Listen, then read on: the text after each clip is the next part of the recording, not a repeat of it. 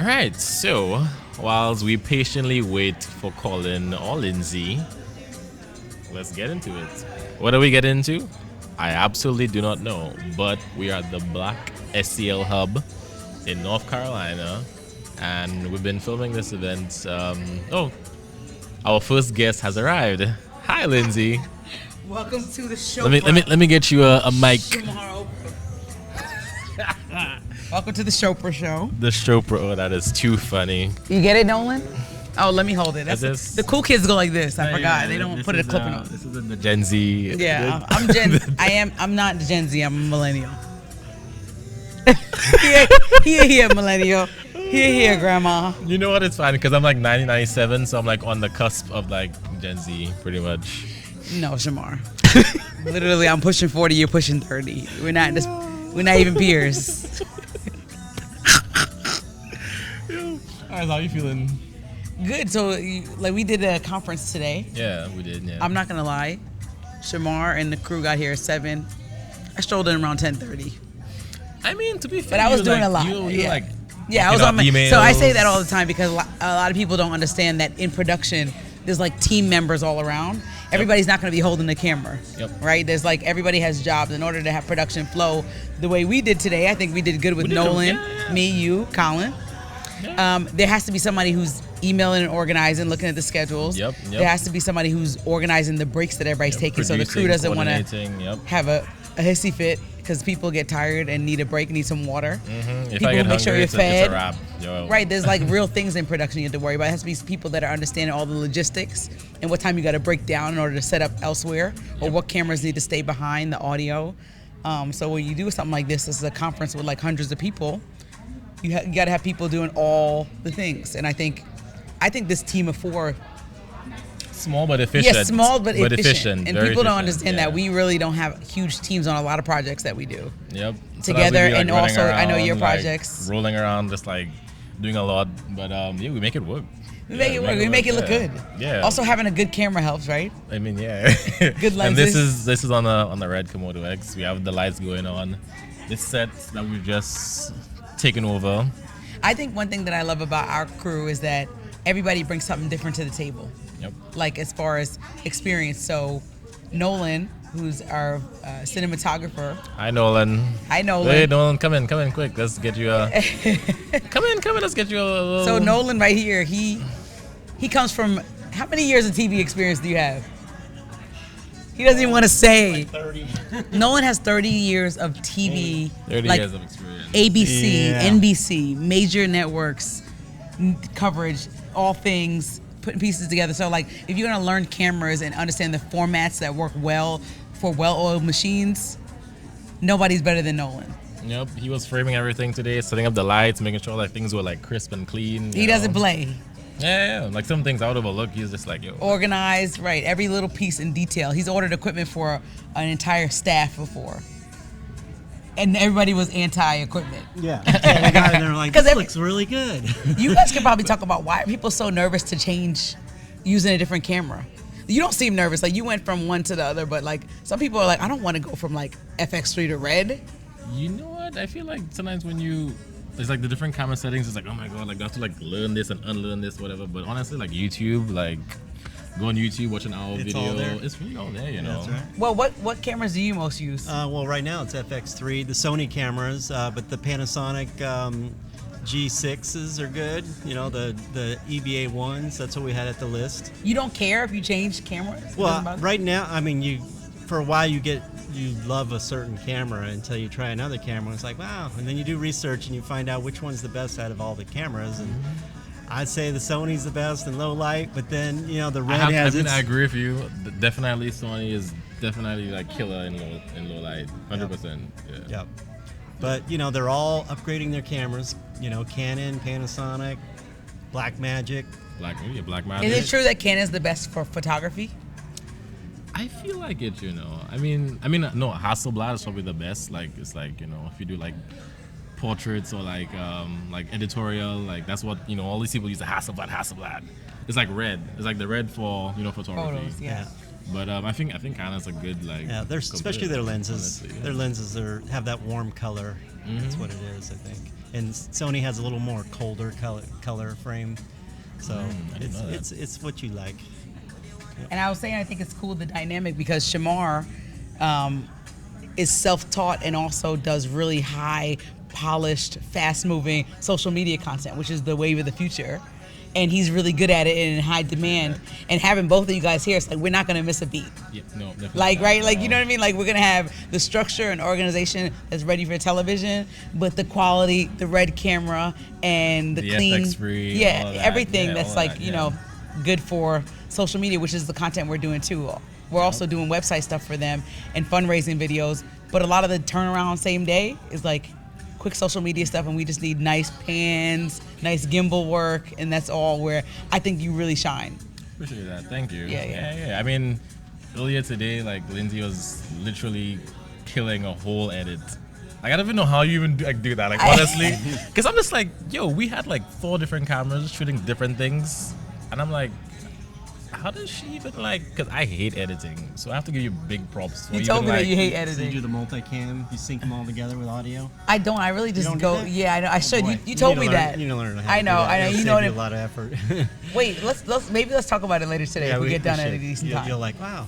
Because I always saw you do it, Yeah. and I just don't. Wait, what is that? Multicam editing? Yeah, well, with Final Cut, they have a really intuitive multicam function where you can have like several cameras of different formats, and you can sync them all up through audio, and it's really pretty easy compared to So most. all the clips are synced up, so that when you put them on the timeline, you'll get all 3 shots if you have 3 cameras going. Like, no matter where you clip it, you'll get like it clips in the different like cuts of like different. Like, say I shot a bunch of different parts of an event, but you were streaming the whole time. It'll like sync up all my shots that I broke up, and yours will be like one flow, and it'll keep the audio synced together. So would it like switch between like? Well, you do that while you're editing, but you have your initial multicam. put it on one timeline, right? And just have it all. And then when you want to edit onto your final master, then you can decide. You just push the button and where you want it to go. So, but you see them all at the same time. Yeah, you got to show me that. This is crazy. I would not. Yeah, I'm not. Yeah, I'd have been like doing shit manually, like stressing and like bugging.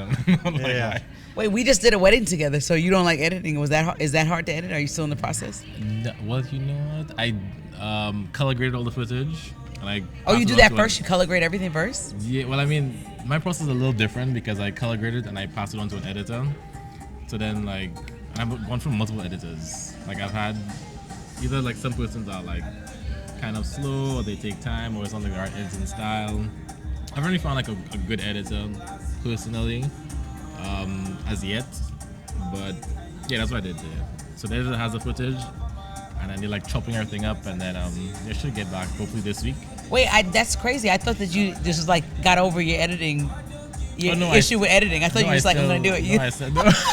I swore you were editing. That's right. No, I still don't like editing. I like color grading. Like, I really love making sure it looks crisp, it looks clean, the colors are beautiful. And then you just pass it along. In terms of like actually putting it together, I don't think I do a very good job. I mean, I do a good job, but I don't think I prefer to give it to someone who can do a better job than I can. And that's good to know. It's good. Kolyn has to reel me off like, Lindsey, you're not the best editor in the world. I'm good. I'm really good. Yeah, I mean, pretty good, honestly. No, I am. And I know that I'm good because I had to in order to be on air, right? The way I started, they started doing one-man bands. So like, you can't be on air unless you know how to edit your piece, which pissed me off because I just wanted to be a news reporter. But they're like, you're not getting on air unless you edit. Yeah, no, you have to be like, do multiple things, you know? Okay, wait, Kolyn was supposed to be in this interview and I just bogarted, so I'm going to go ahead and give him the mic and get out of his spot. Thanks for having me, guys. All right, so we have our next guest of honor. What's up, Shamar? K, what's good, boy? It's about time we get this interview. Yo, like literally. Oh, no. Well, it's a podcast. It's not an interview, it's a podcast, right? Facts. Right. Did we start the podcast now? I guess we started right now. I mean, honestly, from since South Africa, no, from since Dubai, Maldives, where else? Paris, Nice. Like, we've been like, oh yeah, let's do a podcast. Right. But we're so tired in the field. It's kind of hard to, when we film on a show, to do a podcast, stop down, and because we're trying to catch up on sleep because Lindsey packs our schedule. Overpacked schedule. Break down Dubai. So Dubai, we did maybe 4 activities a day. What time? The weather was about 120 degrees. Mm-hmm. We were going from taxi to hotel to, Sprinter van, going to Abu Dhabi, the back dunes. to Dubai, the dunes. Yeah. Like we did the dunes, a pool party, back to the pool party. No, we did the pool party to the dunes and then back to another pool party. No dive with Wait, the shark. The Oh, shark. no. With the sharks. Yeah. That was the same day, right? We dove with sharks, which Shamar was terrified of. I was, yeah. Shamar, so tell me about when you signed your life away, but you trusted me. You just went ahead with it. You can see it on camera that you were scared. No, I was. Yeah, at one point, the guy was like, "Okay, so like, don't blow bubbles if there's anything like above you."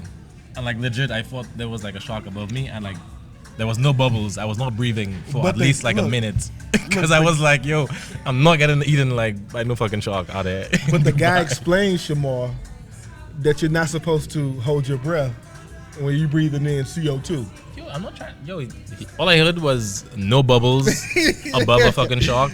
I was not trying to have any like. So we have video. Yeah, I'm blowing extreme bubbles because I'm not scared of the sharks. I'm scared of drowning in the water. And I'm watching the video back, and you see Shamar, there's no bubbles coming out the top of his mask or top of his when we're in the aquarium. So Shamar, I'm glad you made it back safely from holding your breath and sucking in all that CO2 because that's crazy. What? Well, let's talk about South Africa. Okay, South Africa. I feel like you're gonna be in a. Are we all gonna be in a cage, like in the safari? Well, not in the cage. We're gonna be on. Wait, are we gonna be in a cage, or are we gonna be like? If we go shark diving, we'll be in a cage. Wait. So there's no cage? Open. It's the way the Jeep is open up on top of it. No, we're not doing an open Jeep. We're Nah, playing. we're not doing open Jeep. Yeah, hard top, but no side. All right, yeah, we're going to a safari. But Shamar don't want to go anymore. Yeah, we're probably gonna see some lions, some giraffe, elephants, and there's no guarantees. People have died. I remember an elephant just killed a lady. Did you see that? Elephant knocked over the car. It was like a 75-year-old woman. You didn't hear about that? No. Apparently, the most decorated safari tour group in South Africa lost a passenger. Is this like actual real, or is this It's like real just talk. looking right Real now? talk. It just happened. 75-year-old lady. Okay. I think like the car landed on her or something. The elephant, the bull elephant, flipped the van over, and the van landed on the girl. Everybody else survived, but like, there's no way. Like, how you lose grandma? Like,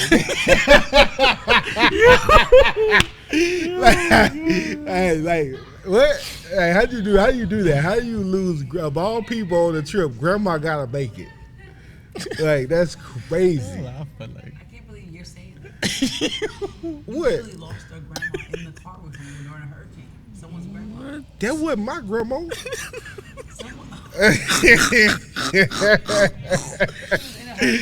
All right, so look, we in a hurricane right now. A hurricane is supposedly headed this way. yeah, we got. But I got a quick story. Yeah, we did. I got a quick story for you, Simon. I'll never tell you the story. So I'm from Beaumont, Texas, and we have hurricanes often. Like, I've been through several hurricanes, the whole shebang, evacuation, the power being out. And the crazy thing is St. Lucia never has hurricanes. No, yes, we do. We have hurricanes. Oh, you have hurricanes? Okay. Yeah, we had hurricanes. So somebody lied to me. They said they never. St. Lucia's the best island because they never have hurricanes. Where is he getting information from? Somebody told me that. But let me finish the story. Anyway, so we're evacuating now with my friend. His name is Christian Michael. He was dating my sister at the time. And his family wanted to evacuate with us. So we show up to Christian's house, and it was supposed to be him, his little brother, his little sister, and his parents. We get over to the house. It's 17 people waiting on us to go to a two-bedroom cabin. It's supposed to be me, my mama, Caitlin, and myself. So we go to this cabin with like 21 people. And if you ever evacuate from a hurricane, you're in traffic for like 20 hours because the traffic is so backed up. So out of the 17 people that Krista showed up with was his grandma. And we were riding down the freeway, and it was scorching, it was hot, gas was scarce. Long and short, his grandma passed away in the car while we were on the freeway. And we had to. How did she of old age, or she just like? I don't really know the details about exactly how she passed. That's like kind of awkward. I didn't really what happened, but apparently she had some health issues, and she was older, and she passed away in the vehicle on the freeway while we were stuck. And so she was like, we had to drop her off and then continue on the trip. That's a crazy story. That's a really crazy story. It was traumatic. I mean, that's during the hurricane. It was. We were evacuating from we were leaving to get away from the hurricane. Wow. Then we get to the places where we're trying to get away from the hurricane. The hurricane still hits us. We wake up in the morning, and there's a whole. Yeah, she could have stayed, man, but this is a crazy story that happened. My hurricane stories. What else happened? So again, tie that back to Nolly was about his grandma and everybody not running grandma. That's tying back to the safari that the grandma got lost in. Well, I'm saying, like, if that's a healthy grandma, she way in Africa, so she made the trip to South Africa, right? And while in the safari,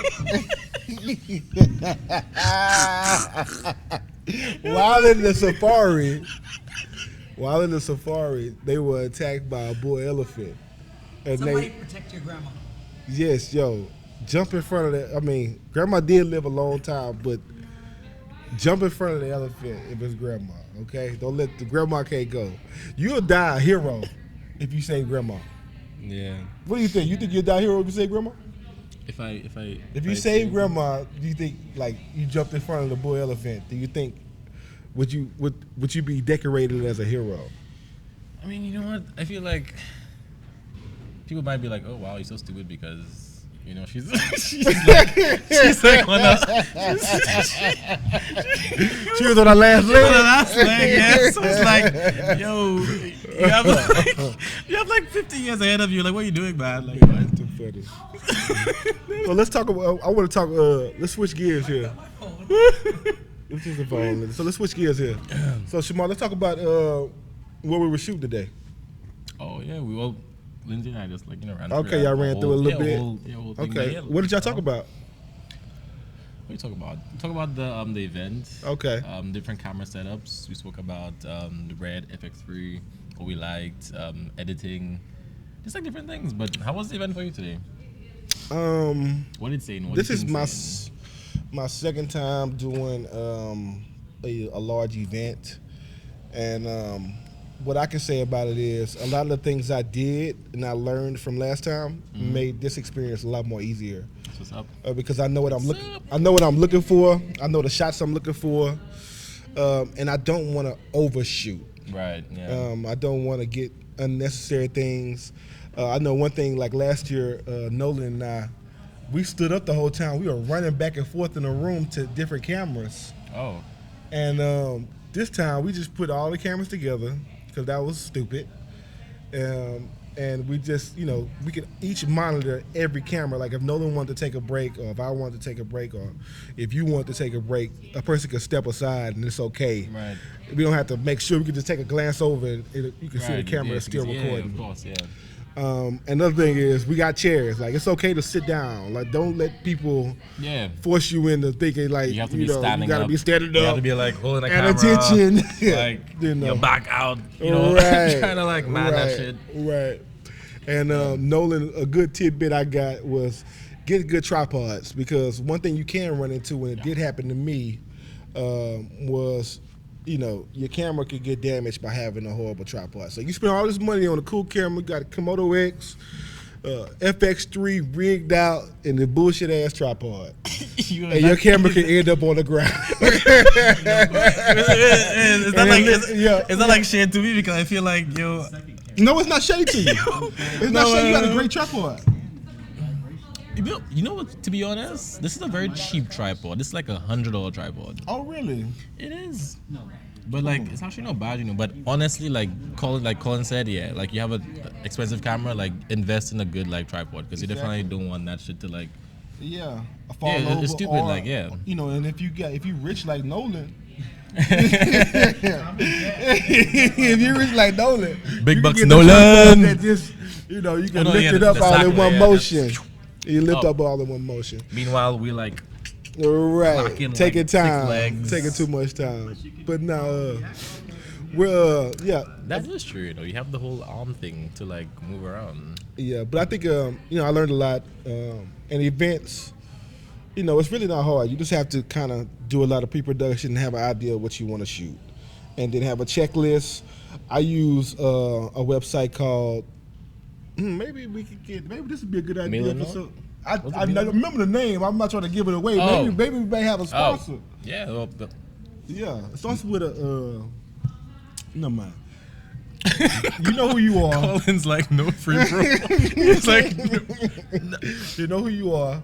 And if you want to be a part of this show, we will definitely highlight. I am using you, but if you want to be a part of the show or you want to give me a free subscription, I can lifetime subscription. Thank you. Yep. Like Shamar he taught me a whole new thing about like doing a brand. What's that contract you whipped out earlier? About doing for a brand posting the posting contract. What was the contract? Oh no! I was talking about I was looking at paid promo on like a really like huge like Instagram account, like 1 million followers kind of thing. Right. And they basically just sent like an outline of like their pricing and whatnot. We were trying to set something up earlier with another page out here. Hopefully, will we see the guy tomorrow? Hopefully? Yeah, we're gonna see him. We're gonna see him tonight. We're gonna do it tonight. Oh, tonight? Oh, okay, cool. Yeah. Okay, cool. I got a question for you. So, what's been your experience moving from Black Magic to Red cameras? Because the Black Magic was the Black good. Magic is solid. Yeah, the Black Magic is a solid camera for the price. Like you can't beat it. It's like $2,000 for a very good camera. Like it literally feels like a documentary style camera. But like the red is just like it's insane. Like you pull out that, people are like, yo, whoa. And then the footage like really speaks for itself because it's clean. Did anybody tell you whoa today? Yeah, I think so. Yeah. Oh, they did. Yeah. Because if they didn't, they hate. Cause I'm still it all. Every time I look at that image, at the image, I'm like, yo this is different. Yeah, like I showed you some of the shots earlier. Like it's clean. Like clean. Spoiler alert! I'm about to transition to red myself. I'm shooting with Sony's right now. Sony's are good cameras. They're amazing. FX3, those industry standard. Like a lot of like people use it for documentaries, for like TV shows and all that stuff. Like I've seen it on like a lot of sets. Yeah. And I think I'm gonna keep my Sony, just like for reasons like what we talked about earlier with the low light situations. Yeah. Because there is some times where we're out, backpacking through South Africa or wherever, and we need situations where we have to use the low light. Yep. In order to capture something. And I may not want to capture the red. Somebody told me with the red, it takes a while for it to boot up. Is that true? It does. Yeah, it takes like a minute. It takes a minute. Yeah, to like boot up. you can no longer just like point and shoot. Just like pull it out. Like it takes like a full on minute to like set. And then also you have to calibrate it every single time before you use it. Wait, you have to calibrate it every time? So you have to like black shade it, like put a black I'll put a lens cap over it. Yeah. And then like calibrate it. So that's like. Wait, you put the black? What's the black? It's like a lens cap. Wait, you like color, like you're like white balance or black? What are you doing? Why do you have to put a black over So it? from what I understood is that if you don't calibrate it, you could get like grain in your footage. So you have to put like the lens cap over the sensor and then hit calibrate, and then like it does this thing for like maybe 10, 20 seconds. Yeah. Then after you can shoot. So it's like all these different like extra steps you have to do before you can actually like utilize it, Yeah. So as you can see, guys, Shamar's been teaching me how to work cameras for a long time now. When I first met Shamar, I didn't know how to work a camera at all. He was laughing at me. But now, St. Lucia. he was but now I can operate a camera and I really feel comfortable with it. And the reason why I told you 1.7 today is because Shamar gave me that good game not too long ago, and it really changed my image and my the exposure on the the metering for 1.7. It's two of them though. It's 1.7 and it's I think it's like 1.3 is maybe 1.3 and 1.7 or 0.7. I forget which one it was, but I know 1.7 is what I use. 1.7 is pretty good. Yeah, I learned that from my friend Raven. She's a content creator back home in St. Lucia, and she was like, use 1.7 too because you get like really good settings for editing. Yeah. But yeah. All right, guys. Let us know if you want to hear more content from Shamar and myself, or Shamar, myself, and Lindsey. Nolan. Nolan, did you jump in? I did. He did. Yeah. Everyone hopped in. Yeah. Everyone cool. hopped in. Yeah. I'm excited to see what this what comes of this. Right. Peace. Over and out. See you in the next one.